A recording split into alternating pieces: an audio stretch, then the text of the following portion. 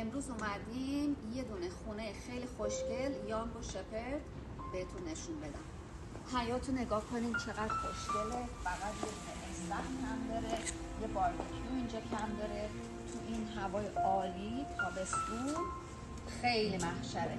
برید توی خونه رو بهتون نشون بدم.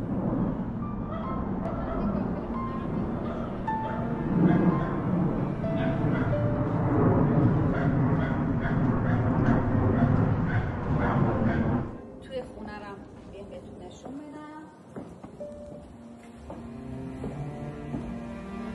خیلی خوشگل، خیلی نور خوب. اینجا قسمت ناهارخوری و یه دونه آشپزخونه روشن لباس. یه آینه خیلی بزرگ هست. اینم که ویو حیاط خوشگلمونه از طبقه پایین. خب طبقه بالا رو بهتون نشون بدم. این یه اتاق خوابه، کفش من تو تخت میکنه. این یه دونه دستشویشه، دستشویی و همون، یه دونه کلازت. بیوشم که خیابونه.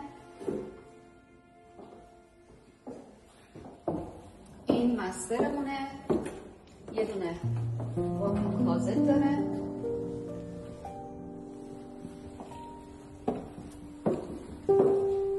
اینم انسویتشه، هم استند و شاور داره، هم یه دونه بطاق خوشگل. ویومونم که حیاط بود، حیاط خوشگلم بهتون نشون دادم.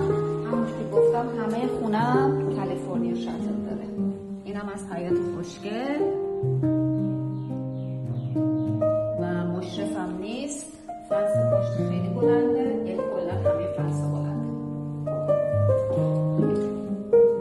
خب به طرف زیرزمین که میرید توی این پاگر یه دونه دره که به درایوی باز میشه.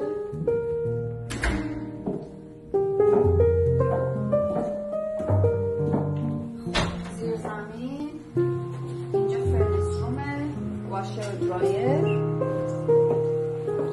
اینجا یه دونه استوریج کوچیک که سنترال وکیوم هم داره. اینجا باز یه دونه کنسول خیلی قشنگ برای تیوی و توالت کتابخونه. اینم